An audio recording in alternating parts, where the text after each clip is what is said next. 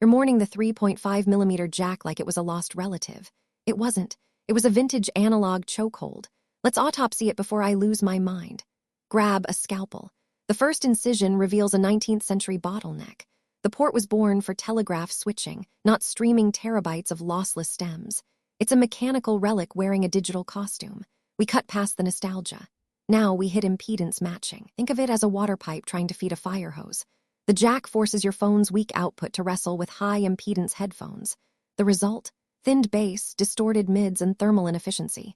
Your phone literally sweats to push analog current through a rusted pipe. Okay, we fixed the pipe. But wait. The analog signal still has to cross the digital divide. Enter the DAC and ADC.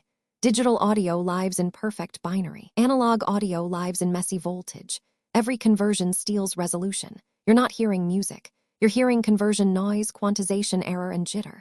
The jack doesn't transmit sound. It betrays it. Solved.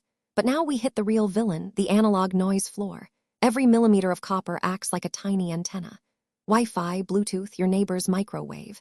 The jack can't filter interference. It just screams it directly into your eardrum. Digital audio doesn't care about static.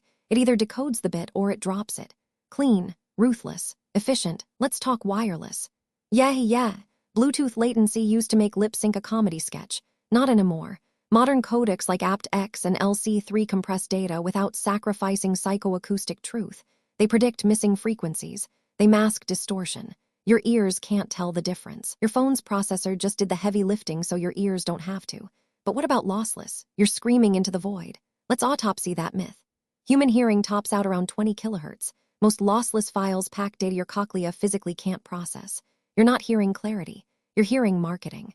Digital compression throws away inaudible data so your stream doesn't choke. It's not a downgrade. It's a truce with biology. Structural stress. The jack is a hollow brass tube. Drop your phone. Crack the motherboard. Replace the port. Pay the fee. Digital audio routes through solid-state USB or wireless radio. No moving parts, no wear, no mechanical fatigue. You're not losing a port. You're gaining reliability. The jack wasn't durability. It was a ticking time bomb. Let's address the purists. You want warmth. You want character. That's not sound. That's harmonic distortion selling you nostalgia. Modern digital amps use Class D amplification. Tiny, efficient, zero heat bleed. They drive headphones with surgical precision. If your vintage gear sounds warmer, it's just clipping on the edge of failure. Upgrade the amp, not the cable. Now the dongle life. USB-C audio isn't a compromise, it's a direct pipeline. The DAC lives inside the adapter. You bypass the phone's noisy motherboard. You get dedicated power. You get clean conversion. You're not carrying a dongle. You're carrying a dedicated audio workstation. Small, powerful, untethered. The purist skill issue, blaming the port for bad mastering. You can't fix a muddy mix with a brass cylinder. Digital audio lets algorithms optimize in real time. Spatial audio maps sound to your ear canal geometry. AI noise suppression kills fan whine. The jack couldn't compute. It just conducted electrons. Progress isn't cold. It's calibrated. We've replaced a mechanical chokehold with computational grace. Digital audio doesn't age. It updates, it learns, it adapts. The jack was a deadline, we crossed it. Your ears are finally riding in the passenger seat while the processor drives. Stop missing a port. Start upgrading your experience. So drop the tear ducts.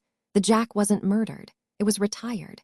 If you're still chasing warmth through a brass tube, comment your vintage rig below. I'll tell you exactly which capacitor is about to fail.